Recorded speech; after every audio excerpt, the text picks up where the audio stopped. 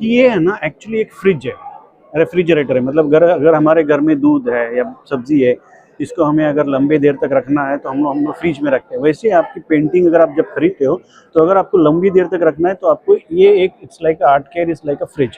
तो आप इसमें रखिए और फिर जैसे आप इसको रखते हैं इसके बाद में आपको भूल जाना है, आपको ये सोचना ही नहीं कि आपकी पेंटिंग को कुछ तकलीफ होगा या खराब होगा ही नहीं। जब तक इसके अंदर है वो सेफ। पेंटिंग को सबसे ज़्यादा जो थ्रेट होता है वो होता है पेस्ट से। सो ये मटेरियल जो है हमारा मेटल होने के वजह से कोई भी पेस्ट इस पे अटैक नहीं कर सकता।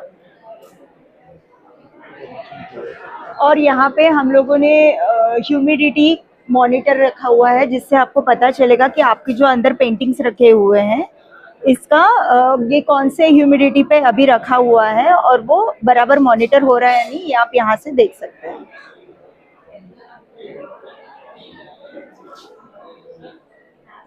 इसके अंदर हम लोगों ने ग्रिल्स दिए हुए हैं जिसके ऊपर आप आपके पेंटिंग्स को हैंग कर सकते हैं।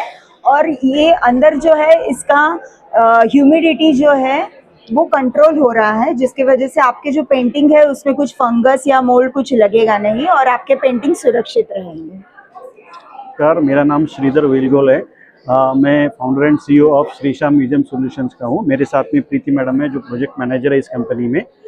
हमने इस मशीन्स को डेवलप किया हुआ है। इस मशीन को कहते हैं आर्ट केयर। आर्ट केयर मतलब पेंटिंग्स को प्रिजर्व करने के लिए। आज लोग पेंटिंग्स बनाते हैं, बेचते हैं, उसके बाद में कुछ लोग खरीदते हैं और पेंटिंग एक ऐसा एसेट बन जाता है।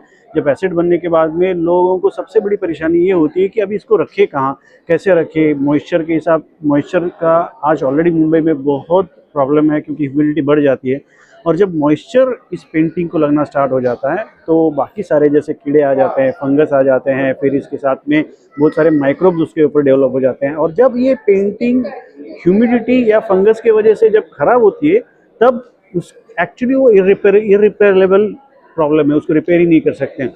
सो हमने इसको ऐसा एक इनोवेटिव डिवाइस जो इंडिजीनियस है, जो सिर्फ पूरी एशिया में से एक ही कंपनी है जो इसको बना रहा है, जो इस पेंटिंग को इस सारे प्रॉब्लम से प्रोटेक्ट करती है। हम लोग करीबन 6 से 7 साल हम लोग इस इंडस्ट्री में काम कर रहे हैं, जहाँ पे बहुत सारे म्यूजियम इंडस्ट्री में हम लोग काम कर रहे हैं। यहाँ से हम लोग ने देखा है कि बहुत सारे लाइब्रेरीज में हम लोग ने काम करा हुआ है और हम लोग ने देखा है कि पेंटिंग्स जो है ये बहुत सारे कलेक्टर्स का बहुत बड़ा अच्छा एक एसेट क्रिएशन है।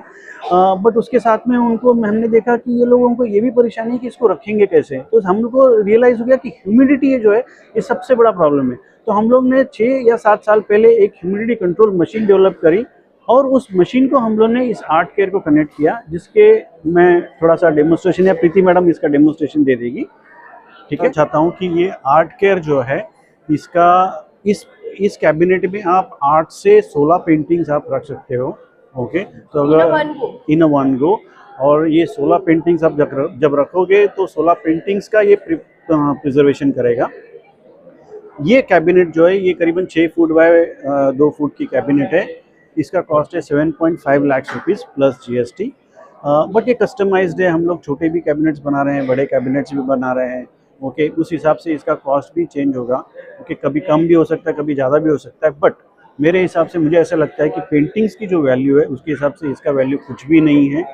और आर्ट केयर मतलब क्या है कि हम आर्ट की केयर कर रहे हैं, इसकी वजह से हम लोगों ने इसका ब्रांडिंग किया हुआ है आर्ट केयर।